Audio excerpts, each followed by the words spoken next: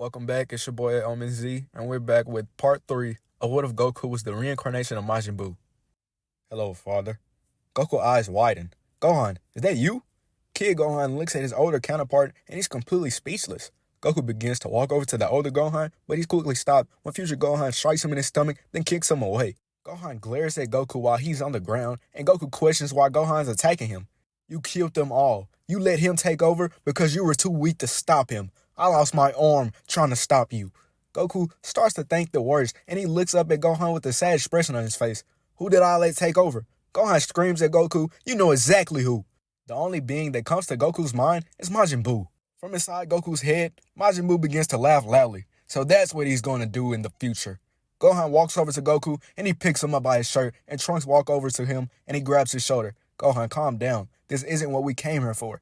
Gohan grits his teeth, then he unhands Goku, and he turns his back. You have to control your rage, father, or else it'll consume you. Tears begin to fall from Goku's eyes, and he tells Gohan he's sorry. Trunks walks over to Goku, and he informs him about the androids that are coming in a few years from now. When Gohan gets in the time machine, Goku screams out to him that he's going to change everything. Future Gohan sheds a tear, and he nods his head, then returns back to the future. In their timeline, Goku has completely lost it. Goku has become the new manifestation of evil, and his soul inside him, Majin Buu's soul, fuels his rage, making him even more evil. I'm having a hard time deciding whether or not I should call that Goku Kakarot or just Goku. It'd be really helpful if I had you guys' opinion on whether or not I should call him either or. But back to the story. Kid Gohan tells Goku that they should revive Piccolo and Nappa because they're going to be a huge help fighting against the androids. But Goku tells Gohan that they can't revive him with the Earth Dragon Balls because Kami has also died. Since Frieza was eaten by Goku, his memories were transferred to Goku alongside his powers. With that being said, Goku gained a memory of Frieza's about the wishing orbs on planet Namek. Goku decides that he's going to follow his gut and at least go and try to see if the rumor was actually real. Goku and Gohan would fly back to their home, and Chi-Chi rushes over to them once they walk into the house because they are beaten up. Hours later, Goku flies over to Master Roshi's house, and he informs everyone there about the threats that are coming in the future. Then he flies over to Capsule Corp to meet with Vegeta. Goku informs Vegeta about the death of Frieza and about the androids. Oh, I've gained this also. Goku transforms into a Super Saiyan, and Vegeta immediately asks Goku to help him achieve that form. Goku tells Vegeta that he's going to a planet named Namek, and if he wants to achieve Super Saiyan, he should come along with him. Vegeta questions how Gohan would make it there also, and Goku smirks. With Frieza's ship, of course. A few minutes later, Goku is seen carrying Frieza's ship to Capsule Corp, and Bulma and Dr. Breeze begin working on it to build a gravity chamber inside of it so that the Saiyans can have something to train inside of while they're flying throughout space. Once the modifications are finished, the trio flies up to Namek. Because of the Zenkai boost that Vegeta gained after fighting Frieza, he's gained so much power to the point where he easily could access Super Saiyan once he trained a little bit more. When Vegeta finally accesses the form, he notices that his form isn't like Goku's. The power doesn't even feel the same, and it also doesn't even look the same. But Vegeta wouldn't ponder on this for a long time because he stopped trying to compare himself with Goku a long time ago. Because Goku is just a complete freak of nature. Gohan would even impress Goku with his training because he's training even harder than he ever was before. Gohan became even more motivated to gain more strength so he could also help alter the future. He would even obtain the Super Saiyan form shortly after Vegeta, and they would both notice that Gohan form isn't like Goku's either. Goku meditates most of the time he's traveling, so he puts himself in the clear mind space where he could actually speak to Majin Buu and hold himself together so his power won't consume him. And because of this, Gohan and Vegeta will end up training with each other very often. It feels better for both of them to train with each other because their power is sort of the same. Gohan quickly takes an interest in Vegeta because of the way he fights, and Vegeta also takes an interest in Gohan's potential. Goku eventually reaches Majin Buu, and when he sees him, he screams his name. Goku then walks up to Majin Buu, then Majin Buu gets up from his seated position, and he looks down at Goku. Majin Buu will smirk upon seeing Goku, and Goku grits his teeth. Who is Kid Buu? Majin Buu attempts to strike Goku in his stomach, but Goku catches his fist. As this happened, neither of them would break eye contact, and Buu bursts out laughing. Okay, Goku. I'll tell you once you want to know, and I'll even tell you more. Super Buu begins telling Goku his origin and the origin of Kid Buu and the evil wizard Babidi. Goku questions how did Buu even get inside of him, and Super Buu tells him because him and Goku are one and the same. Buu begins to laugh loudly, and Goku questions this. You are the reincarnation of Majin Buu, so within you are all forms of Buu. That's why you constantly have dreams of my memories, or of our memories. The power that you have is a mixture of both of ours combined. Goku finally understands everything. Everything starts to make sense to him, why he's so much stronger than everyone else, and why he grows at a different rate. Since we wanted the same, why didn't you accept me when I was younger? Why couldn't you just be there for me my whole life? Buu scoffs. You were too weak. Why should I help anything or anyone that I deem weaker than myself? Goku grits his teeth and he clenches his fist. From the outside world, Goku transforms into a Super Saiyan and frowns.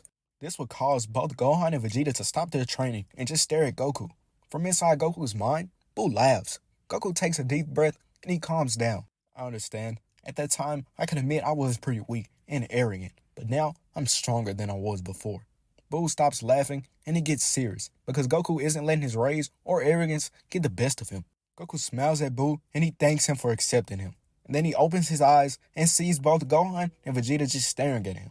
Buu goes back to sit where he just was and he thinks to himself, things are really going to get interesting. When the Saiyans land on Namek, the Namekians get on guard when they see the three Saiyans step off the ship. Nail questions why they're on Namek and Goku explains their entire situation. Elder Guru would telepathically tell Nail that he can believe them and to bring him to his home. Nail would tell the Saiyans to follow him, but Vegeta would hesitate. You could be trying to lead us into a trap. How do we know we can even trust you, Namekian? To the surprise of Vegeta, a voice begins speaking in his head as well. You are in no danger. You can trust us. Gohan asks both Vegeta and Goku, did they just hear that? And Goku tells him yes, and Vegeta will scoff and just looks away. Vegeta, we just have to find out and see. What's the worst that could actually happen to us anyway? The group begins to follow Nail and they meet Elder Guru. Nail informs Lord Guru about the things that the Saiyans have told him and what they want to do with the Dragon Balls. Guru asks Goku, is there anything else that he wants to tell him? And Goku begins to tell Buu the real reason he actually wants to bring them back and how his son, Future, is at risk because of him. Nail sorta gets on guard, but Guru will tell him that everything's okay. Guru will turn his head in the direction of Goku and he tells him, I sense an ongoing battle inside of you, but you are strong, so don't let yourself be consumed by the darkness. Believe in yourself. Goku nods his head, then Guru tells Gohan to come before him. You have such determination and a pure heart. I know you strive to gain more power, so I'll help you. Guru puts his hand over Gohan, and Gohan's aura bursts out of him. Gohan's power has increased by a huge margin, and he's soon going to awaken a new transformation. I can see that you're changing as a person, and I know that you're seeking power as well, so come before me. Vegeta thinks about it, but he's hesitant to move.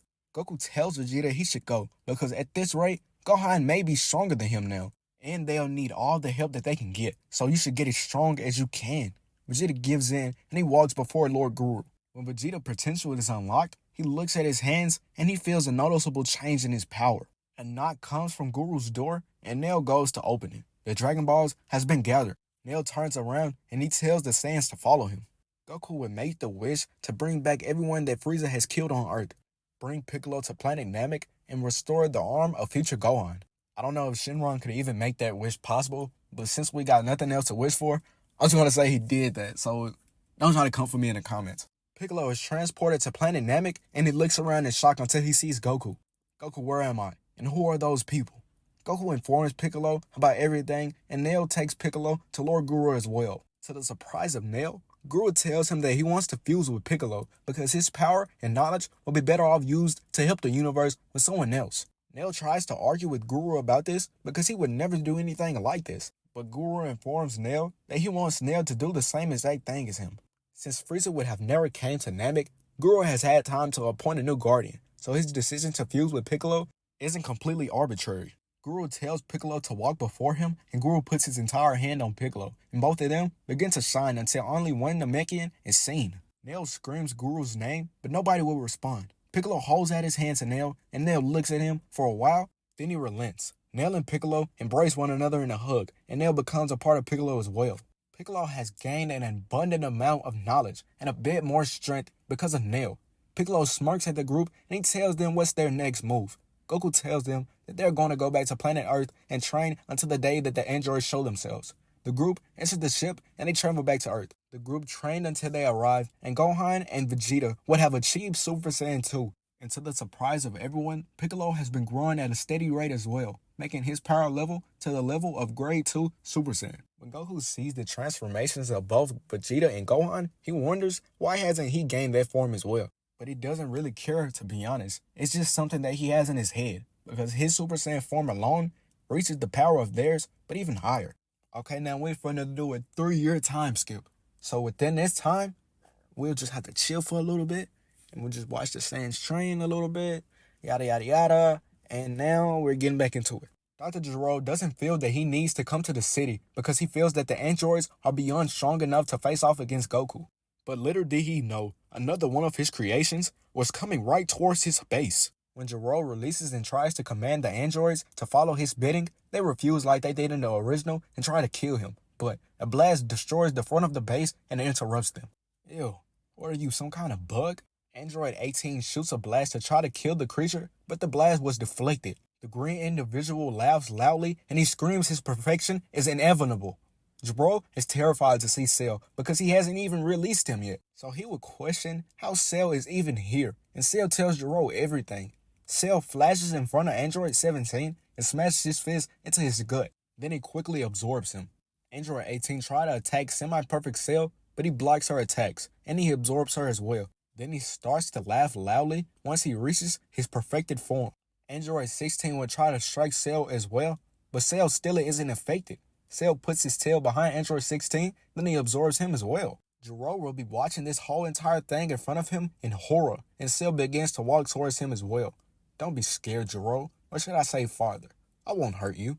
Gero calms down a bit, and Cell puts his hand out for Gero to take it, and when Gero grabs his arm, Cell absorbs him as well. Gero will be screaming while he's been absorbed. Cell will even absorb the present version of himself as well. Then he blows up Gero's entire base.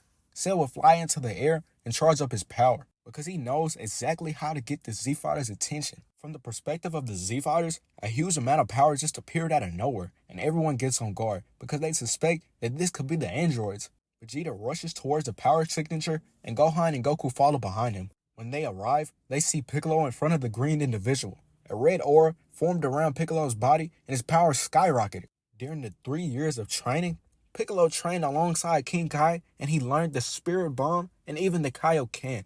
Kami and Piccolo fused as well, and Piccolo released his father and fused with him also. Due to Kami being gone, they would have needed a new guardian, but Piccolo would have decided to take it upon himself to become Earth's new guardian because no one else is more fit to be that than him. This is how Piccolo would have been able to reach Cell before Vegeta would have. Cell smirks at Piccolo, and Piccolo smirks at Cell as well. You have the cells of each of us, am I right? Cell nods his head and tells Piccolo that they're basically family, but too bad he has to kill him. Piccolo screams out Kaioken times 50 and quickly strikes Cell in his face. Cell is sent flying and Piccolo teleports behind him and punches a hole straight through Cell's body. Cell spits out blood, then Piccolo shoots a blast at him that seemingly kills him. Once Piccolo turns around, Gohan tells him to watch out, and Piccolo quickly dodges a strike that was meant to cut his head off. Cell starts laughing. Piccolo, don't forget, I have the cells of you and Goku as well, so this wound won't just finish me like that. Goku starts to think to himself